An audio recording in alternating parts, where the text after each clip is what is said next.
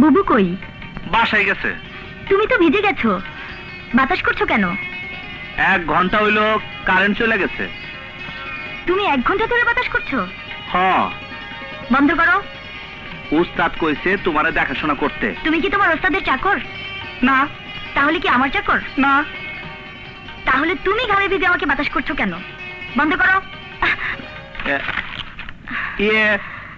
এমনি। অপূর্ব, আমাদের পরিচয় জানো? ভালো করে জানি না। আমরা কিন্তু ঠিকানাবিহীন, আমাদের কোনো স্বদেশ নেই, তোমারও মা বাবা নেই, দেশ নেই, তবুও কিন্তু আমাদের তোমার একটা পরিচয় আছে। আমরা মানুষ। অপূর্ব, নিজেকে কখনো ছোট ভেবো না। এই কথা তো কেউ কোনোদিন আমারে কয় নাই। বুঝছি আমি, তুমি লেখাপড়া করো তো, এই জন্য তোমার অনেক জ্ঞান বুদ্ধি। তুমি না, তুমি আসলে খুব ভালো। দেখো আলো, তোমরা দুজনই আমার লোক, তোমাদের দুজনকেই আমার প্রয়োজন আছে। তোমরা দুজনেই আমার বাসায় এসো, আমার সামনাসামনি বসো, আমি সব ঠিক করে দেবো।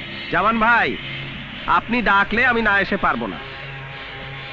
আপনারা অনেক বড় রাজনীতি করেন তো, আপনাদের রাজনীতি আমি বুঝতে পারি না। তবে আমার ধারণা সব রাজনীতিতেই বাবুর মতো সন্ত্রাসীরা চিরকালই মাইনাস, কোনো প্লাস না জামান ভাই। আলম, তুমি আসছো তো? আচ্ছা ঠিক আছে, আমি আসবো। বুবু, আজকে নাকি ছেড়ে দেবে? অনেক টাকা বিল হয়েছে। টাকা তোমার কাছে আছে তো? টাকার চিন্তা করবি না, বাবু আছে না।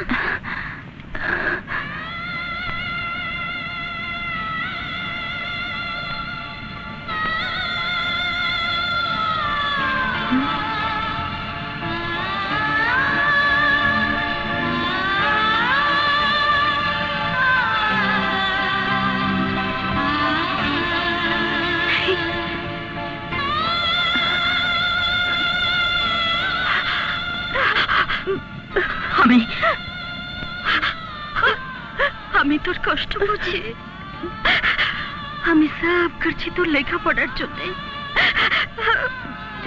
মুক্ত पंछी আছে না, মুক্ত পাখি, मेरा सपना তুই একদিন মুক্ত পাখির মতো উড়বি।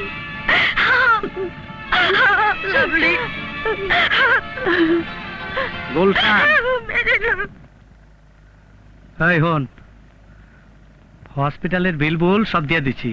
ডাক্তার সাথে কথা হয়ে গেছে গা, ডাক্তার কইছে একটু পর কাগজপত্র দেখে ছেড়ে দেবো। আমি যাইয়া গাড়ি পাঠাই দিতাস। অপূর্ব। জি উস্তাদ। আমার গাড়ি আইলে অগরে আমার গাড়িতে করে বাসায় দিয়েবি, অগ বাসায় রাইখা গাড়ি নিয়া আমার গদি ঘরে চলেবি, বুঝছস?